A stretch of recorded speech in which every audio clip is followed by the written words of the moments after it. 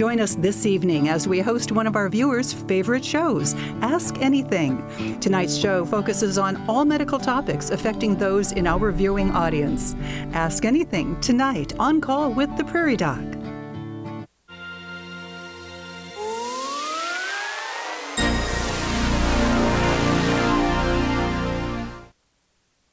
Lions Clubs. Good evening and welcome to On Call with the Prairie Doc. I'm Dr. Jill Kruse, your volunteer Prairie Doc for this evening's program. Tonight we begin our 24th season providing health information based on science, built on trust. Tonight's show is one of our viewers' favorite shows, Ask Anything, where we answer any question about any medical topic. In the studio this evening are our three other Prairie Doc guest hosts, Dr. Kelly Evans-Hullinger, Dr. Debra Johnston, and Dr. Andrew Ellsworth, all from Avera Medical Group here in Brookings. Thank you all for taking time to kick off our new season. For those new to the show, let's start with some introductions.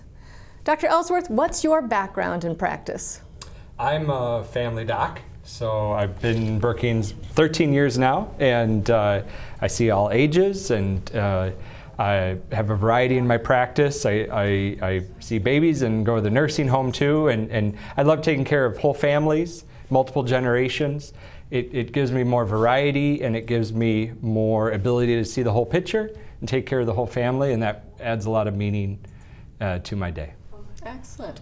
Well, Dr. Evans, what about your background in practice? So I'm from Brookings and ended up back here. I wouldn't have believed that when I was a teenager, but here I am. I've been practicing back here for 9 years. I do general internal medicine, so I do primary care for adults and a lot of elderly adults. And yeah, I love my day-to-day, do a lot of teaching of medical students, and have really enjoyed being back in my hometown. All right. And Dr. Johnston? It needs no introduction, but we'll give you one anyway. So I also am a family doctor, just like Dr. Ellsworth. But I've been in Brookings probably longer than all the rest of you together. Since I finished my residency here, I came to Brookings in '96 and have been here ever since. And I have patients that I have taken care of that whole time.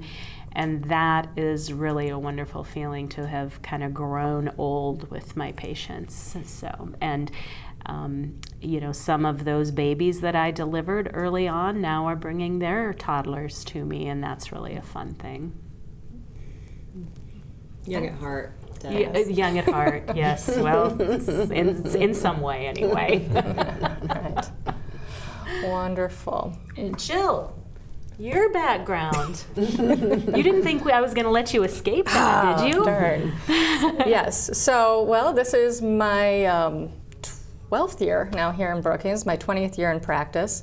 So I was in Wisconsin for residency and then came here to Tyndall, South Dakota for 5 years, did rural family medicine, and then moved here 12 years ago. And I've done lots of different things. So I've been in clinic with all of you, and then COVID hit and I started doing more hospital work, and then transitioned to full-time hospitalist at the Brookings Health System when a position opened up. And then this past year I opened my own clinic where I'm doing FAA flight physicals. So I've kind of dabbled into lots of different areas of medicine, but definitely keeping it interesting. There you go. All right. Well, before we jump into our discussion, I'd like to take a moment to express our gratitude to all our viewers. As volunteer Prairie Docs, your contributions each week are invaluable.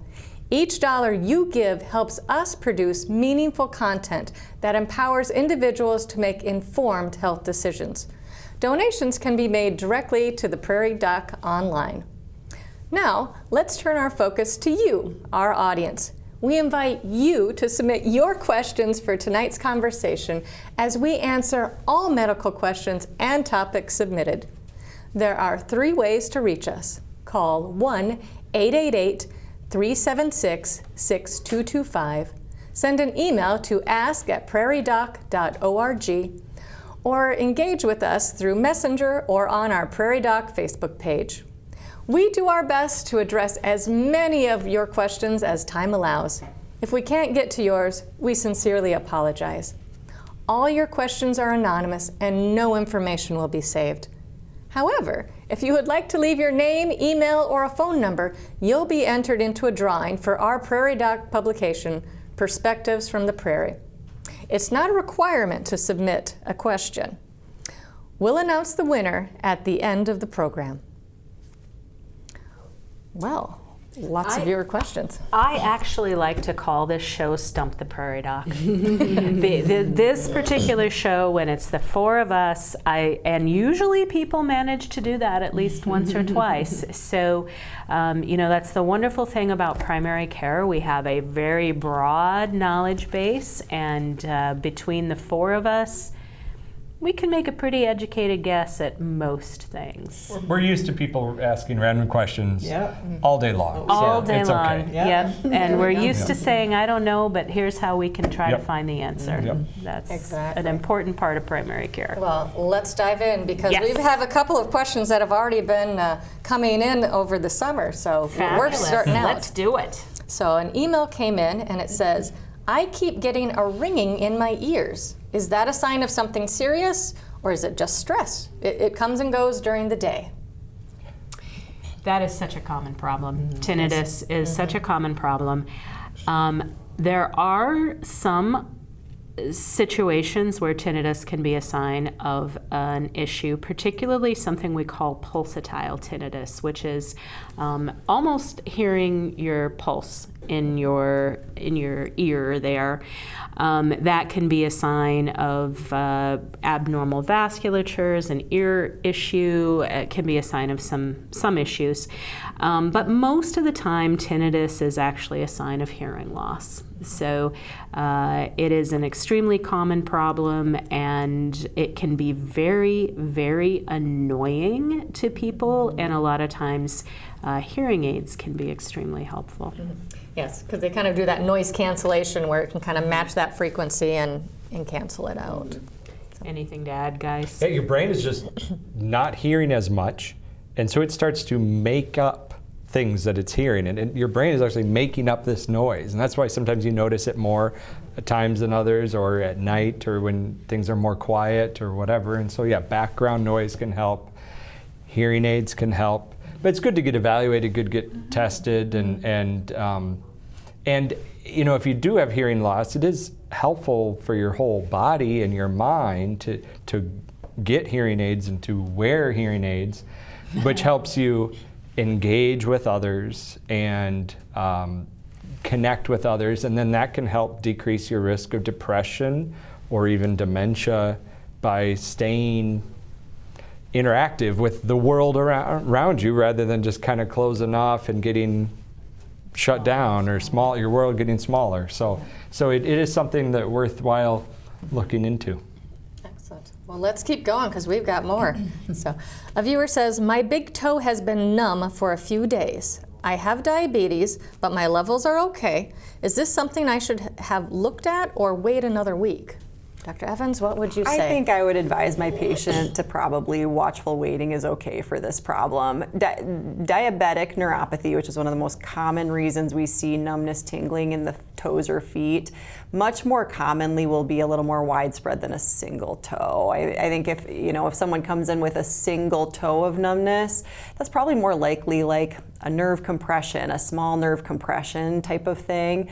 It may get better, but I think there's probably not a huge urgency with just if the numbness is the only symptom, to give it a few days, or give it some time before you get it checked out. Now, reasons that are more urgent that might affect just a toe would be if you're getting more pain, or if it's changing color on you, or it feels cold compared to your other toes. That might be a sign of something different than just a nerve impingement. But pay attention to your shoes. Yes. If you've got a new pair of shoes, especially if you're female and have decided to try those the beautiful stiletto heels, it might just be getting squeezed. You might, maybe wear some tennis shoes for a little while. And if it's numb, also you be sure to look at your toe and make sure there's no sores developing on it. I have had patients that stepped on glass and didn't realize it, and now that glass is festering and can cause an infection that they didn't realize until days to weeks later. Until it was really advanced and really a problem. I might add that diabetic neuropathy often affects both sides, but it can be one toe, but both big toes. The big toes often seem to go first, and it might be something they don't notice. It's just when we're testing just a little bit, it might be a little decreased sensation on the big toes, but we want to keep the diabetes under control so it doesn't get worse, where now they're getting more pain. Backs also, back problems can also cause numbness in the feet. So. Excellent. So lots of different Lots things. of different possibilities, but probably not something you need to run into the clinic An for. emergency type of problem. All right. Well, next question. My 74-year-old husband has started falling out of bed. This never happened until a few years ago. This happens a few times a year now. He's always been clumsy. I've asked his doctor and was told that he's always been clumsy and nothing's changed. He never gets hurt other than one time bumping his head or hurting his elbow, nothing serious. They don't know what to do. I have more questions about this, actually. One thing that comes to mind that I see in patients in this age group on occasion is something, I wonder about REM sleep disorder. So this is a sleep disorder. It often goes along with Parkinson's disease. I don't know if that's true of this patient or not. And this may or may not be it. But what happens in that disorder is that patients, when we're in REM sleep, so deep sleep where you dream, our bodies should kind of be paralyzed. And in this disorder, it's not. And so people tend to act out their dreams. They might yell, they might thrash around, they might do something with their bodies. And so sometimes that leads to some of these sleep-related injuries. So I'm curious about if there have been any behaviors that the spouse has noted about this. And maybe I'm totally off base. Maybe it has nothing to do with a sleepover or sleep disorder, but just clumsiness, in which case it's probably practical solutions. Maybe the bed needs to be slid up against the wall. Maybe you need to get a lower bed so that to reduce your risk of injury or something like that. As we get older, men, you might be going to the bathroom more often at night because of an enlarging prostate. And thus, lately now, he's maybe going to the bathroom more at night. And then what can cause us to fall? Well, when we've been laying down all night and we suddenly get up, we can get lightheaded more easily, which also can happen more easily as we get older too. So then a person has to give themselves more time to adjust. And so that could be a factor. Or maybe we need to turn on the lights. It's not great for your partner that's still trying to sleep, but you're less risk of fall if you can see better. Or maybe you need your eyes checked, or maybe cataracts, or the list go on and on of possibilities. So that it's worth a talk. Now, if you go to the doctor and say he's always been this way, the doctor may be more likely to say, sounds like he's always been this way. But so present it as this is a problem, and what can we do to help, and maybe they can get more help. Yeah, I always say, I'm concerned about this. This is a change. This is affecting my quality of life or his quality of life, and I'm concerned about an injury. I think we're all more concerned about things that are different, that are changing, and that was kind of my first thought too, is that maybe this is someone who would benefit from seeing a neurologist. But your point about those more practical things and more common things is a really good one. Yeah. So and that's more information. Is he awake, or is he asleep and ending up on the floor? Right. Any history of sleepwalking as a child? What is that history? The other point is this is a concern. It might be worth its own visit. Yes. It can be so hard to address when there's when you're 10 other things, or it's the annual wellness visit or Mm-hmm. something, and maybe this deserves its own visit, so it can have a really thorough assessment. Yes. Yes, Yeah. this definitely would deserve its own visit. Yeah. Please don't throw this one on top of Yeah. 6 other things. All right. Another viewer says, I've been feeling unusually tired and cold all the time, even when it's warm. What could be causing this? Oh, there's a big differential. This one. A lot of things. I would say, let's check and see what your hemoglobin is. Are you anemic? Let's check your thyroid, see if that's, are you, what age? Is this a hormonal issue with perimenopause or menopause issues? There's lots of questions. What medications are you on? Yeah. Yeah, once again, the list goes on, and it deserves a visit to talk and some lab work, like you said. So, yeah, but worth looking into, absolutely. Definitely. Absolutely. All right. Another viewer says, I'm in my 40s and my hair is thinning a lot lately. Is this just a sign of aging, or it could be a symptom of a vitamin deficiency? I know I'm in perimenopause as well. We have a menopause show coming up this season. Watch it. Yeah, there's one in the archives from last season. And there's one in the archives from last season. So yes, while you're waiting for that show to come up, pull back the archives. Yeah. I feel like I've had this conversation this week, honestly, with a patient. I think most commonly when patients come in concerned about hair thinning, it probably is aging. Certainly perimenopause and menopause can change the textures, some qualities of your hair, absolutely. And then aging alone in other populations can cause age-related hair thinning. If it seems out of proportion to what you would expect, it's certainly okay to go talk to your primary care physician about it. I mean, there's certainly abnormal things that can cause hair loss too. Thyroid disorder, again, is on that list. Anemia. And some dermatologic disorders. We should look at the scalp and we should kind of see if there's any actually really bald spots. Like I say, most commonly, it's not one of those more medical causes, but sometimes it is. So, yeah. Weight loss. Yeah. That's one of the things that we see a lot with people on those weight loss shots, losing hair. A traumatic event or childbirth or whatever can, your telomeres reset, and then now you lose a bunch of hair at once 3 months later, and again 3 months later, or whatever. I always tell people, what happened 3 months ago? And then we start dialing back. Were you really sick? Was there a stressful event? What was going on at that time? Because that can definitely affect those hair follicles, and then they all shed at once and are more than normal. So yes, all very good questions, and something definitely to bring up with your doctor. So. Well, since 1964, the South Dakota Lions Foundation has provided programs that serve the visually and hearing impaired. Jennifer Seghetti, the executive director of the South Dakota Lions Foundation, spoke with Prairie Doc about how they are supporting the youth and adults in our state and beyond. Lions clubs have been around for over 100 years.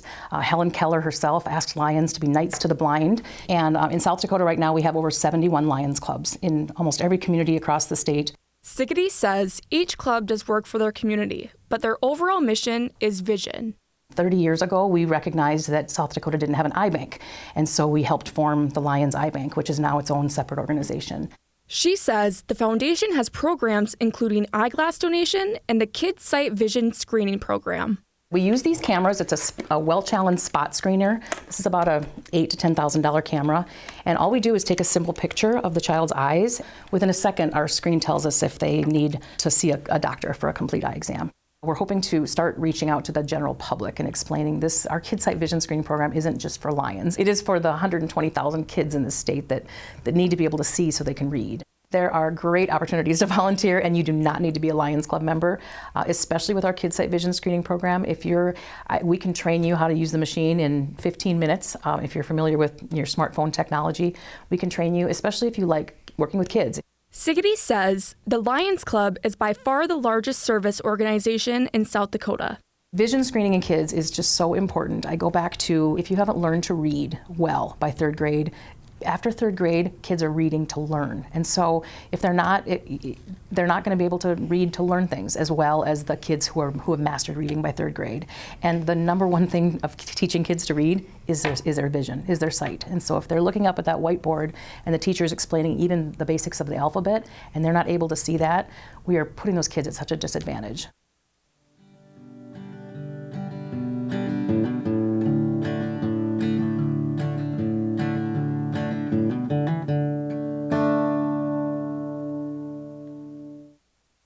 What a wonderful organization. What other organizations have you guys worked with that deal with various health issues in the state? I think that there's an organization at some level, some size, for pretty much anything you could look for. I think a lot of the local hospitals, I know our local hospital does a lot of support groups and educational things, and Birth to 3 is a program we use a lot.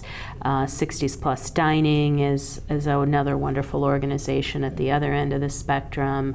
It's kind of when I have somebody who needs something, I ask our care coordinator, and it's amazing what she finds. Yeah, I used a lot of the Alzheimer's Association and the Parkinson's Association. So, they offer support groups that are local and a lot of educational resources. So I direct families there a lot. I'm thinking of Advance that help work with our patients with disabilities, or Lifescape out of Sioux Falls that work with all different ages of people with disabilities that need really serious care and that provide some great services. Yeah, great. All right. Well, we'll go back to questions since I know there's lots more. Patient says, I'm a 50-year-old woman from Mitchell. I've been having trouble sleeping and feel anxious all the time. I've been cutting back on the news because I feel worse when I watch it. Yes. Oh, just captured the moment, didn't you? I feel the same way. I struggle with this this balance between trying to be an educated citizen, but in how news is today, it's so overwhelming because you get it too constantly, whereas 20 years ago, maybe once a day you'd see it on television at most, right? And now we can really consume more than probably our brains are equipped to handle. So good job identifying something that stresses you and trying to cut back on that. Sleep certainly is affected by anxiety. I mean, that's probably one of the more common reasons that people have insomnia, is just some sort of anxiety or stress related disorder. And so honestly, the most effective solution is actually cognitive behavioral therapy, so actually doing a special type of sort of therapy as opposed to any medication to help you sleep in the long run. And some of that may help you get to the root of what is the source of these ruminating thoughts that keep me from sleeping at night. But yeah, I think you got to take care of yourself a little bit. I've heard about people who say, well, I still want to be educated about the news, but I'm only gonna let my news app be on 2 days a week or something. I think there's creative ways to try and tackle that problem, but avoid it close to bedtime. Yeah. If you're, I've got to be tuned more in than I probably should be, but I try to not open that app, and I only do the app. I don't go to TikTok, I don't go to all of those other kinds of things. I will read my Apple News feed, and I don't always read the article, just a little bit of it, the first little bit of it. But the cognitive behavioral therapy is absolutely the important thing, those sleep rules, all of those things for insomnia. But, some people do need therapy for their anxiety. Maybe that's therapy, maybe that's medication. Maybe this is a thyroid issue. Maybe this is menopause and hormone changes, and there's a lot of that going on. So it certainly sounds like this person has identified a major issue for herself and deserves to have that. Some things I'd add is just put the phone down. Just see if you can limit or decrease the amount of phone time you have in a day, and set a time where you're not going to look at it anymore. Taking some time for some deep breathing and reflection or meditation. Exercise, stretching, yoga, whatever works for you. But even just a few seconds, 15 seconds for some deep breathing can be huge. And I love doing that, practicing that with my patients, because it helps me feel better too in that moment. And just taking a few seconds to breathe in through your nose and out through your mouth. And if you can just do that a few times a day, that can really, really help. So a couple other thoughts there. Yes, wonderful. Well, another viewer says they've been getting frequent headaches and vision seems a bit blurry. They spend a lot of time working on their computer. How do they help with that since they work on their computer all day? I would say check with your eye doctor first off and see is there eye strain. And it's always good if you're focusing up on a computer, at least once or twice an hour to look somewhere in the distance, look away, rather than, because that focal length, if your eyes are always focusing near with that screen with that flicker refresh rate, that can be hard. and cause that eye strain. So again, looking in the distance. Remember, as a med student, studying for hours and reading, I'm like, I'll have to look up here and look at the horizon to let those muscles in the eye of the iris that have to constrict down when you're reading just relax a little bit, and because that definitely can cause some vision issues. But I would say start with your eye doctor and get that checked out. Yeah. Yep. All right. You can just be the host and the answer. There we go. Yeah, We'll just nod in exactly. agreement. We'll just nod and agree. Well, I don't think I'm going to do the next 20 questions by myself, but I don't know. I think that would work. Yeah, I enjoy hearing you talk. Almost as much as I enjoy hearing myself talk. it's like we're old friends. All right. Well, my stomach has been upset, not mine, the viewers, and I get a lot of gas lately, especially in the morning when I wake up. What could be causing this? It's not always the same food, and I do not eat too late at night before bed. What could be ailing this poor person? Again, I have more questions. I mean, I think a lot of folks, if they come in, especially if they're talking about gas like flatulence, which Like is the assumption that I'm making here, I ask them about bowel habits, because constipation definitely can increase that. You know, the longer that food material stays in your gut, the longer the bacteria have to make gas, and so you may have more of that. Maybe there's been sort of a change in the gut flora, and certainly with aging, we see just motility change. So I have questions about that. Usually, if really gas is the main concern, I would consider that kind of a benign thing, but there's definitely things to trial and error to see if you can make that person more comfortable and feel like they're moving things along better too. So. It sounds like they've paid attention some to what they eat, but I don't, have they made a conscious effort to decrease dairy, or, sometimes we become a little more lactose intolerant with time, or alcohol, or wheat, or whatever. I mean, there's different things you can try, More fiber. More fiber, absolutely. fiber, yes. Yeah. FODMAP diet. FODMAP diet, Yeah. yes. And what have we done to this person? Yeah. Right. Medicines can be a culprit too. Absolutely. Definitely. Yes. Yeah. All right. Next question is a gentleman says they're in their 50s. They get dizzy when they stand up too quickly. Blood pressure seems fine, but when they go to the doctor, it's always higher than at home. What could be causing this? Well, I think that's two issues. Blood pressure higher at the doctor's, not unusual. White coat hypertension is a pretty famous and notorious thing that happens to people. Dehydration, medications, if their blood pressure is high at the doctor's, do we have them on blood pressure medicines? Are they on a fluid pill for their swelling? How much caffeine are they drinking? There's a lot of things that become more of a problem for people as we get older. Orthostatic hypotension. Oh, please don't say 50s older. Older. Hey, older. As we get older, our vessels lose some of their compliance, and you can have higher highs and lower lows, and you can get lightheaded more easily when you stand, and the different mechanisms that control that don't work quite as well over time, and so I mean, this person's only in their 50s. But they're not in their 30s anymore. Oh, don't remind us. Compression socks could be something, certainly pushing be fluids. And Check blood sugar. Yeah. Blood sugar. Anemia can do this, even regardless of blood pressure. So it's worth a talk. If that person comes into my office and I'm reviewing medicines, because if they're on blood pressure medicine, we might be the cause of that. We might check blood pressures as you stand up and see, does your blood pressure indeed drop, just to be kind of more diagnostic about it. But I think the worry is that sometime to the extreme, that can actually cause a fainting spell, right? If your blood pressure drops too low and you get dizzy when you stand up, we don't really want that to happen. So I would talk to your doctor about it. And remember that over-the-counter things can cause these issues too, and supplements. And I feel like sometimes there's an increase in supplement use, and some things can be beneficial, but all of things are compounds, and they can have their own set of side effects too. So something to consider. Yeah, just because it's natural doesn't mean it can't hurt you. There you go. All right. Another viewer says the left side of their foot hurts when they get up every morning, and their feet are stiff when they first start walking.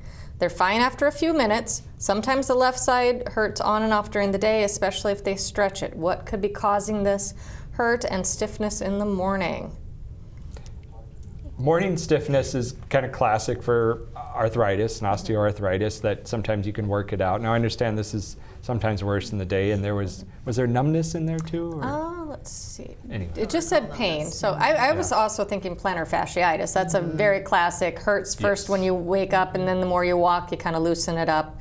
Because that plantar fascia is that tendon that goes from your heel kind of to the base of the toes, and at night, your foot's kind of bent down, and that can tighten up, and then when you stretch and you step down on that foot, you stretch it out, and then it hurts. So that can definitely cause. Yeah, there's a lot of things that can cause foot pain, but that's probably the number one common With this thing we kind of see. thing. Yeah, And especially with the stiffness just for a few minutes, you wouldn't think of something like rheumatoid arthritis would last a lot longer than that. So sounds like the first thing I'd do if this were me would do some stretching. Roll your foot on a tennis ball. That's another good exercise for plantar fasciitis. Or the frozen juice containers, and then you ice it and stretch it as you're rolling it. Good. Yeah. Well, medical students need hands-on experience to prepare them for success. They use medical mannequins in simulation labs to help the students engage in clinical scenarios. They learn essential procedures and develop critical humanistic skills while applying evidence-based practices prior to caring for real patients. Prairie Doc spoke with Kimberly Patterson, director of the Des Moines University Medicine and Health Sciences Simulation Center, about their simulation lab. So we create these simulated environments that allow our students to practice their skills, teamwork, communication, whatever they're learning in their class, they can come and practice in our lab with, safe space and with simulated patients, whether that is a human who is portraying a patient and then providing feedback from the patient's perspective, or a full body computerized patient, which can breathe and have heart sounds and pulses. Patterson says there are multiple simulation labs. The task training lab is when the students are focused on learning a very specific task or skill. So that might be something like how to insert an IV.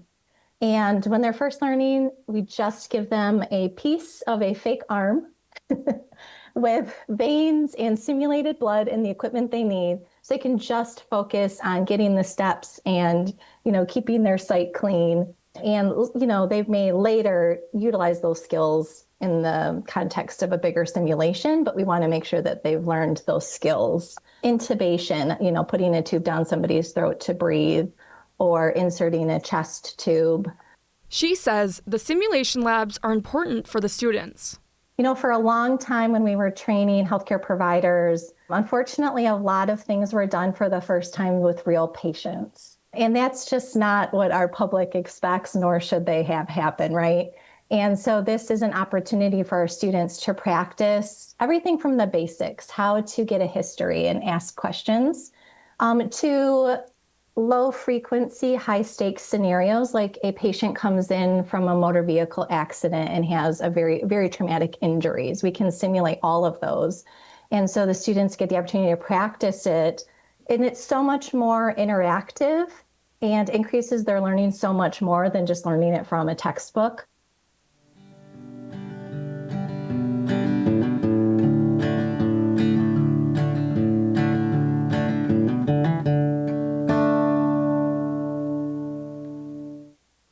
All right, well, that was my alma mater for medical school, and I was just amazed when I went back to see how much things have progressed since that time. But we'll get right back to questions since we have many more and not that much time. So a 55-year-old woman from Sioux Falls stated that they noticed a new mole on their back. How can you tell if it's benign or something to be worried about, like skin cancer? Go see your PCP. I tell people all the time, they might come in and say, I had this new mole, and sometimes I look at it and say, oh, this is a benign type of mole. Often like a seborrheic keratosis would be the most common kind. And they might say, gosh, I'm sorry for wasting your time for something like that. And how are you supposed to know? That's what we're here for. Come see us. Come see Yep. us. Exactly. So, and also the ABCDEs of melanoma. So asymmetry, if it's irregular shape, B, border, if it's kind of an indistinct border, C, color, more than one color in it, D, diameter, if it's bigger than a pencil eraser, and E, expanding. So if you're saying it's a new one, that kind of counts as the expanding. So I would get it checked out. So. And they might say, oh, I think I want to wait till dermatology, but if that's several months out, it's not worth waiting. Not very practical. No. Yeah. So, all right, next question. I'm in my 40s, and during my period each month, I get bad tension headaches. How do I keep these from coming each month, and how do I help them go away when I get them? Sometimes Tylenol doesn't help. Oh, menstrual migraines. That was going to be my thought. Those hormonally associated headaches are very often migraines, and that is something you should go talk to your doctor about. It is absolutely miserable, and it can really dominate your life. Yeah, and there are medications you can do plenty to of prophylax to things try to prevent the headache from coming on in the first place. And sometimes you just do those if your periods are pretty regular, although perimenopause are not always. But sometimes you can use them kind of in the days leading up to help minimize those migraines. And there are things we can do even to just help the headache go away more efficiently than the over-the-counter things. Exactly. All right. Next question. My child has had a cough since going back to school. When should I bring him in? No fever. It's not there all the time. Could it be the sign of a more serious lung condition? I have more questions. I mean, this sounds like my kids, and my kids have some mild asthma, and I would say that would be a very common problem. I don't even see kids, I just know this from my own kids, but asthma is fairly common in children and would cause kind of this chronic or intermittent cough that's dry. But, I mean, in this case, school hasn't been going on that long yet, so it could still be a viral thing and just kind of some lingering inflammation in the lungs still causing a cough, and it might just still go away. But certainly, coughing at night is more classic for asthma, or coughing more with exercise or with activities, and sometimes, you have exercise-induced asthma, and an inhaler can be helpful with that. And so getting that evaluated, if, certainly if it persists beyond a month, would be reasonable, or if they're having trouble breathing or any concerning signs. But allergies are certainly a factor too. It's that time of year. This time of year, and then now we're going to be combining, and it's been a more moist summer than other years, and it's different for other people. But allergies can creep up over time, that even though you didn't used to have allergy problems, you might. And so an allergy medicine over the counter or a steroid nasal spray can be helpful. Worth trying that if it doesn't seem to be getting any better. And I'd say if they seem well otherwise, you can wait a little while for it, especially if there's not a family history of asthma or allergy issues. They're not waking up at night and they're not that bothered by it. Not keeping them from doing what they want to do. It's no harm in waiting for a little while, a month or so. All right, Deb, here's your Stump the Prairie Doc question. Okay. You were waiting for it. Here it is. If it stumps Kelly, then we're in trouble. Okay. Would GLP-1 meds ever be a safe treatment for Hashimoto's and hypothyroidism to reduce the fatigue, inflammation, and antibodies, even if not considered overweight? Are these meds safe long term? That is a very thoughtful question. I mean, I think that's more than one question, but it is a thoughtful question. I would say, I don't think you're ever going to be able to avoid replacing thyroid sort of supplementation. I don't think this is going to substitute for the levothyroxine or anything like that.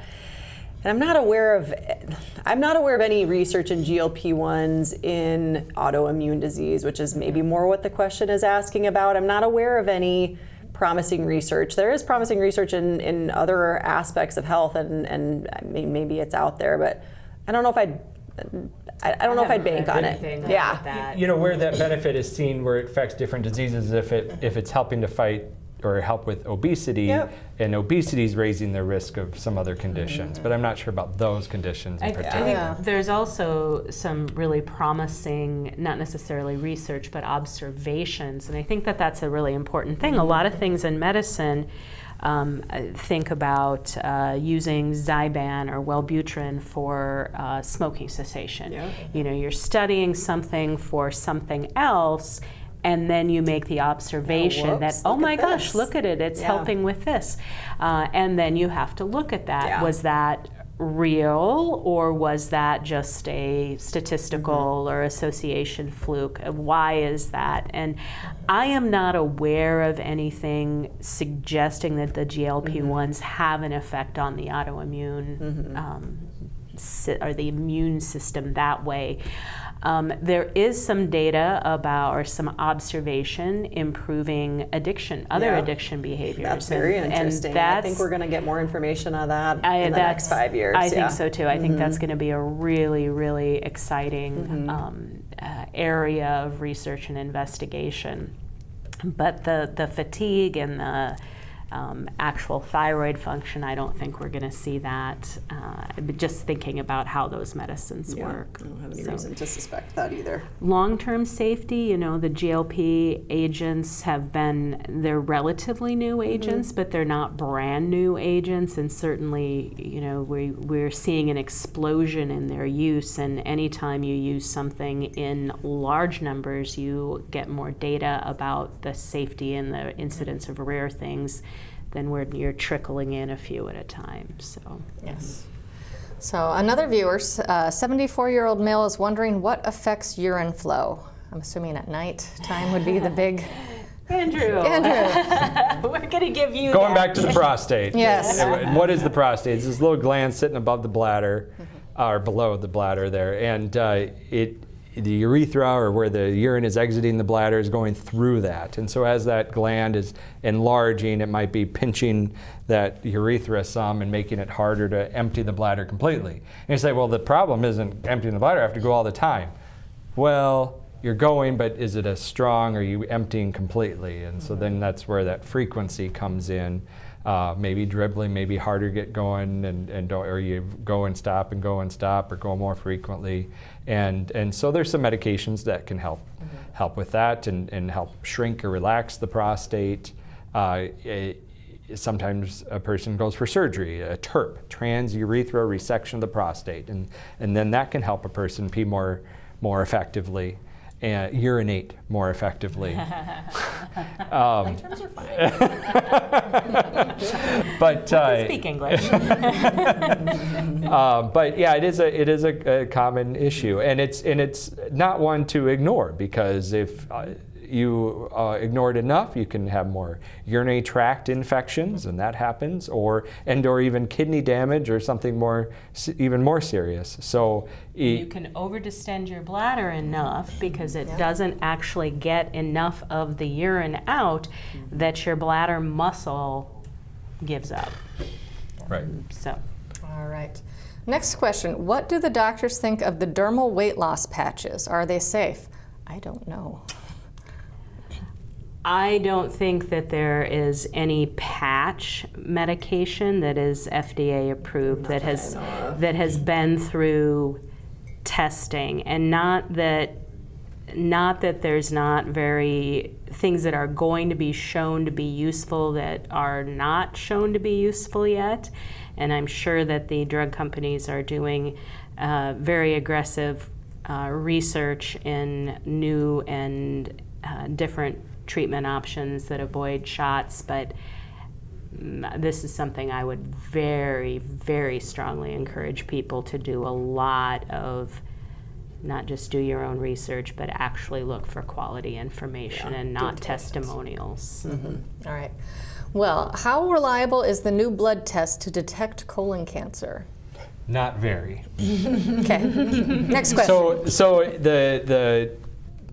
that test, Shield test, it might be, I can't remember the exact numbers for detecting colon cancer. That might be decent, but not near as good as Cologuard, which is in the upper 90s, and not near as good as the gold standard colonoscopy. And let's remember that the benefit of colonoscopy for colon cancer screening is we can detect those polyps and take them out before they grow into cancer, and thus you have the preventative care aspect of it. The Cologuard only detects about 40 to something % of advanced polyps, or polyps that have only grown a centimeter or more. And so there's a lot of polyps getting missed even with that one, and I've detected colon cancers in people that had had a negative Cologuard already in my career. and when it's only been out for a few years. So unfortunately, it's a great way to get colon cancer screening for people that can't do colonoscopy or don't want to do colonoscopy. And colonoscopy is not without risks either, but you miss out on the preventative aspect. But I can certainly advocate for Cologuard if you don't want to do colonoscopy and you want to do colon cancer screening. I'm sorry, that obviously is something I'm passionate about. But I can't advocate for the blood test, which a lot of insurance companies won't either and won't even cover it for people yet. All right, we have 8 questions in 4 minutes. All right. So 30 seconds. We'll do our best. Are the COVID and measles viruses still a concern? Yes. Okay, next question. What are some things that can cause wheezing upon exhalation? Should I see a doctor if I'm coughing up phlegm or wheezing? Yes. Yes. Okay. COPD and asthma. Sorry. All right, we can do some elaborate a little bit. Yes. Yeah, there's a lot of things. If you're coughing and wheezing, you should go in, especially if this is not, oh gee, I had a sore throat, a runny nose, I've been sick, if it's more chronic, or if you're short of breath, if you're feeling poorly and not just, I've got a cold. Mm-hmm. All right, 2 viewers both asked questions about plantar fasciitis. One says they've done PT and cortisone shots. What are the suggestions to get rid of it? The other one says, what are the treatments? Well, there are 2, PT, cortisone shots. We talked about the conservative stretching and rolling and icing already. Yep. We did talk about night splint that you can put on that sock that puts your foot up, and thus overnight it's not healing like this, but it's healing already stretched, and that can be helpful. And that was the thing that made the difference for me. I did everything except the cortisone shot because that sounded very uncomfortable. I did PT for a long time, and it was the sock that made the big difference for me. All right. And talking to a podiatrist, sometimes getting custom orthotics can also help. So there's other options. All right. Viewers called concerned with persistent back and shoulder pain when lifting the arm. So what could be causing that? I would say rotator cuff tendon problems are the most common thing that would cause that problem with overhead movement. But I mean, that's not the only thing. But certainly that'd be the most common shoulder. And you don't have to have a traumatic injury. It can be just overuse that does that. So. Or getting older. Yeah. And physical therapy can really be helpful for that. For sure. They're good at helping with that. Yeah. Adhesive capsulitis, frozen shoulder, that sort of thing could also be causing that as an issue. So. Another viewer says they are a stomach sleeper and cannot keep their nose device on at night. What is your opinion on the new surgical throat device? So I think they're talking about Inspire. The Inspire, and that their CPAP is not fitting. I think talk to whoever's managing your CPAP, see if there's any creative ways. Obviously, CPAP is still the gold standard, but the hypoglossal nerve stimulator is a good alternative to people who truly can't use it. You have to meet certain criteria. It's not for everybody. There's some things that depend on your sleep apnea and your anatomy and your weight and that kind of thing too. We're doing a whole show on sleep apnea later this year too. All right. There we go. We can talk about it more then. But I've had a few patients that have had it done and have been really impressed with it. So. It's my N of like 3, which is not a statistical sample, but did seem to make a difference. Another viewer says, how do you know if you have a pinched nerve? I thought it was my hip and had x-rays and a cortisone shot, but that didn't help. Could it be a pinched nerve? Sure. Yes, there's a lot of nerves that kind of run through in the same area that cause hip pain. So it might be the sciatic, it might be the piriformis, it might be the back. There's a lot of different things, and a lot of things in that area can look like other things in that area, just like a lot of places in medicine. So that would be worth going in and talking with your doctor, talking with your orthopod, talking with physical medicine and rehabilitation doctor. Sometimes it takes us some thinking and investigating to figure out where pain is coming from. It can be very tricky. All right. Another viewer says, what is low hemoglobin? That is a term that gets thrown around a lot. I've got low hemoglobin. What is it? Anemia. Anemia. There we go. Often called low iron. And I think that is probably the term that people are a little more familiar with. It means that you're anemic. Iron is not the only thing that causes it, but that is probably the term most people are more familiar with. We go in and get some blood tests. We might need to do a stool and a urine test, look into causes or other tests. Yeah. It's not normal. Not normal, no. And hemoglobin, that's just the name of the substance in the red blood cells. It's on the red blood cells that helps carry oxygen. So it matters, but yeah, we should always ask why. Yep. Yes. All right, we have 2 minutes left, and here's the last question, which I thought was very sweet. How is the life of a doctor? Prairie Docs, how is your life? That was very thoughtful. You. Thank you for asking. Very nice. Thank you for asking about us. I think this is a particularly challenging time to be in medicine. I think that we're all very worried about our patients and the people that are going to lose access with some of the changes in healthcare. A lot of the smaller hospitals particularly, I think their existence is very dependent on a lot of those payment sources, the government assistance that is endangered, and I think that worries us all. Mm-hmm. And measles is out there, COVID is out there. That being said, we love being your doctors. Yeah. Yes, we do. The act we worry of the about day-to-day you. of being a doctor is really fun and rewarding and lovely. It's some of these overarching things that are stressful in the world. We have the benefit of being in our roles for quite a while, and so we've got patients that we've seen for a decade or more, and that really adds more meaning, and that we've helped them through this and we've helped them through that, and learned this with this patient and learned that with that patient, and give or take, and there's some great benefit to that. So I encourage everyone to pursue a primary care doctor and to have someone that you can bounce things off, especially in this age of mistrust and misinformation that can become frustrating for all of us as well, that we didn't used to have to deal with. If you can get that relationship and with your doctor, that can really be helpful. Well, I have nothing to add to that, but I will say for the medical community, we were saddened this week to hear about the passing of Dr. Jim McGran. And he was the founder of Dakota Dermatology in Sioux Falls. He was a frequent guest on Prairie Doc, very good friend of the show.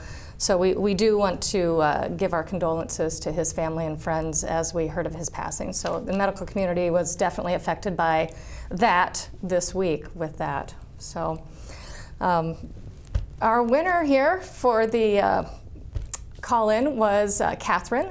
A book will be sent to you shortly, so we'll be back after this. Hi, my name is Joni Holm, and I serve on the Healing Words Foundation board, the nonprofit that runs the Prairie Doc programming. Our mission is to enhance health and diminish suffering by communicating useful science-based information respectfully and compassionately. Your donation supporting Prairie Doc programming makes an extraordinary difference. Gifts of any size enhance its impact in our state and beyond. Thank you for your generosity. Don't miss out on the latest insights into health and wellness. Be sure to pick up a copy of your local newspaper or explore the Prairie Doc Perspective online, a weekly column dedicated to providing valuable information on health and medical topics. Access all previously published columns and stay informed by visiting www.prairiedoc.org. As we finish up this evening's discussion, I want to thank our Prairie Docs, Dr. Ellsworth, Evans, and Johnston for sharing their expertise and time with our viewers this evening. And thank you to all our viewers for tuning in tonight. We appreciate your viewership and support of our mission as we continue to provide science-based health education. Don't forget to follow us on Facebook, Instagram, YouTube, and TikTok for more information and updates. If you missed submitting a question tonight, send it to ask@prairiedoc.org to be answered in our weekly radio program, Prairie Doc Radio, Sundays at 6 a.m. and 1 p.m. on SDPB Radio or streaming online. Thank you for joining us here tonight. And as our former founder would say, stay healthy out there, people.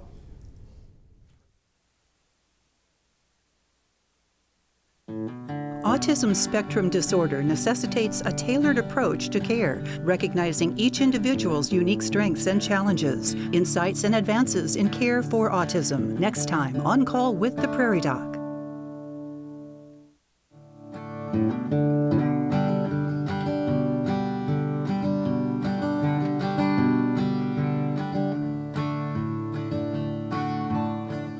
Major funding for On Call with the Prairie Doc has been provided by At Avera, our nationally recognized health system will be right here with you, with care and coverage. Hello possibility. Hello healthy. Hello life. Avera, moving health forward. Larson Manufacturing is proud to support On Call with the Prairie Doc as it continues to open doors for important medical information. And with the ongoing support of these individuals and institutions, Brookings Health System, South Dakota Academy of Family Physicians, Sanford Health, Avera Medical Group Brookings, Avera Heart Hospital, First Bank and Trust, Dakota Allergy and Asthma, Monument Health,